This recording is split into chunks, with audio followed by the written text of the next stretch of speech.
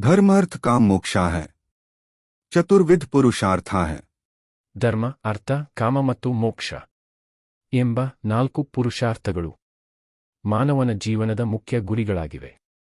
तेषा प्राप्तिरेव मानव जीवनस्य अंतिम लक्ष्यम इति भारतीयाना दृढ़विश्वासः. ಈ 4 ಗುರಿಗಳನ್ನು ಸಾಧಿಸುವುದೇ ಮಾನವ ಜೀವನದ ಅಂತಿಮ ಉದ್ದೇಶ ಎಂದು ಭಾರತೀಯರ ದೃಢವಾದ ನಂಬಿಕೆಯಾಗಿದೆ. तेषु अंतिमस्य मोक्षस्य प्राप्तियः आत्मज्ञानादेव भवति. ಈ 4ರಲ್ಲಿ ಕೊನೆಯದಾದ ಮೋಕ್ಷವನ್ನು ಪಡೆಯುವುದು ಆತ್ಮಜ್ಞಾನದಿಂದ ಮಾತ್ರ ಸಾಧ್ಯ. आत्मज्ञान प्राप्तो वेदा है उपनिषदश्व साधनानि भवन्ति. ಆತ್ಮಜ್ಞಾನವನ್ನು ಪಡೆಯಲು ವೇದಗಳು ಮತ್ತು ಉಪನಿಷತ್ತುಗಳು ಸಾಧನಗಳಾಗಿವೆ. एताः उपनिषदः शताधिकाः सन्ति. ಈ ಉಪನಿಷತ್ತುಗಳು 100ಕ್ಕಿಂತ ಹೆಚ್ಚು ಇವೆ. तासु प्रोक्ताः केचन मंत्राः अत्र निरूपिताः. ಅವುಗಳಲ್ಲಿ ಹೇಳಲ್ಪಟ್ಟ ಕೆಲವು ಮಂತ್ರಗಳನ್ನು ಇಲ್ಲಿ ವಿವರಿಸಲಾಗಿದೆ. ईशावास्यमिदं सर्वं यत्किंच जगत्या जगत्. ಈ ಜಗತ್ತಿನಲ್ಲಿ ಇರುವ ಎಲ್ಲಾ ವಸ್ತುಗಳು ಚಲಿಸುವುದಾಗಲಿ ಸ್ಥಿರವಾಗಿರುವುದಾಗಲಿ ಎಲ್ಲವೂ ಈಶ್ವರನಿಂದ ಆವರಿಸಲ್ಪಟ್ಟಿವೆ ಅಥವಾ ಈಶ್ವರನ ಸ್ವರೂಪವೇ ಆಗಿವೆ. ಅಂದರೆ ಈ ವಿಶ್ವದಲ್ಲಿ ಇರುವ ಪ್ರತಿಯೊಂದರಲ್ಲೂ ದೇವರ ಅಸ್ತಿತ್ವವಿದೆ. तेन त्यक्तेन भुञ्जीथा है मा गृधः कस्य स्विद्धनम्. ನಿನಗೆ ದೊರೆತಿರುವುದನ್ನು ತ್ಯಾಗಭಾವದಿಂದ ಅನುಭವಿಸು ಅಥವಾ ಉಪಯೋಗಿಸು. ಇತರ ಸಂಪತ್ತಿನ ಮೇಲೆ ಲೋಭಪಡಬೇಡ, ಅದು ಯಾರದ್ದೇ ಆಗಿರಲಿ.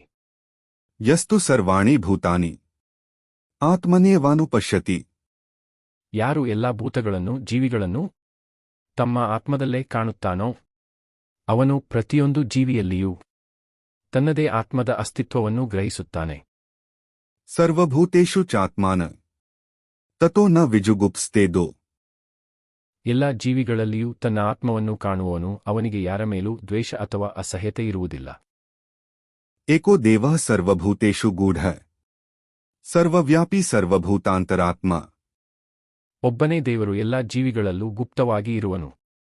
ಅವನು ಎಲ್ಲೆಡೆ ವ್ಯಾಪಿಸಿರುವನು, ಸರ್ವವ್ಯಾಪಿ ಮತ್ತು ಎಲ್ಲಾ ಜೀವಿಗಳೊಳಗಿನ ಅಂತರಾತ್ಮನಾಗಿರುವನು. कर्माध्यक्षः सर्वभूताधिवासः साक्षी चेता केवलो निर्गुणश्च. ಅವನು ದೇವರು ಎಲ್ಲಾ ಕರ್ಮಗಳ ಅಧ್ಯಕ್ಷ ನಿಯಂತ್ರಕ ಆಗಿದ್ದಾನೆ. ಅವನು ಎಲ್ಲಾ ಜೀವಿಗಳಲ್ಲಿ ನಿವಾಸಿಸುವವನು. ಅವನು ಎಲ್ಲವನ್ನೂ ನೋಡುತ್ತಿರುವ ಸಾಕ್ಷಿ ಮತ್ತು ಚೇತನ ಸ್ವರೂಪಿ ಜ್ಞಾನಸ್ವರೂಪಿ ಆಗಿದ್ದಾನೆ. ಅವನು ಏಕೈಕನು, ಒಬ್ಬನೇ ಮತ್ತು ನಿರ್ಗುಣ ಗುಣರಹಿತ ಸ್ವರೂಪನಾಗಿದ್ದಾನೆ. यथा नद्यः स्यन्दमानाय समुद्रेस्तन् गच्छन्ति नामरूपे विहाय. ಹೇಗೆ ಹರಿಯುತ್ತಿರುವ ನದಿಗಳು ತಮ್ಮ ಹೆಸರು ಮತ್ತು ರೂಪವನ್ನು ಬಿಟ್ಟು ಸಮುದ್ರದಲ್ಲಿ ಸೇರಿ ಅದರಲ್ಲಿ ಲೀನವಾಗುತ್ತವೆಯೋ तथा विद्वान् नामरूपाद्विमुक्तः परात्परं पुरुषमुपैति दिव्यम्. ಅದೇ ರೀತಿಯಲ್ಲಿ ಜ್ಞಾನಿಯು ವಿದ್ವಾನ್ ಹೆಸರು ಮತ್ತು ರೂಪದಿಂದ ಮುಕ್ತನಾಗಿ ಅತ್ಯುನ್ನತವಾದ ಪರಾತ್ಪರ ದಿವ್ಯ ಪುರುಷನನ್ನು ಪರಮಾತ್ಮನನ್ನು ಸೇರುತ್ತಾನೆ. Dear students, if you found this lesson helpful, please share the video with your friends so they can learn too. Subscribe to our channel for simple, clear, and complete explanations of every lesson in an easy-to-understand way. Don't forget to like, comment, and share your feedback. Your support inspires us to create more quality educational videos. Keep learning and build your confidence every day. Hit the subscribe button and press the bell icon to get instant updates on our latest lessons.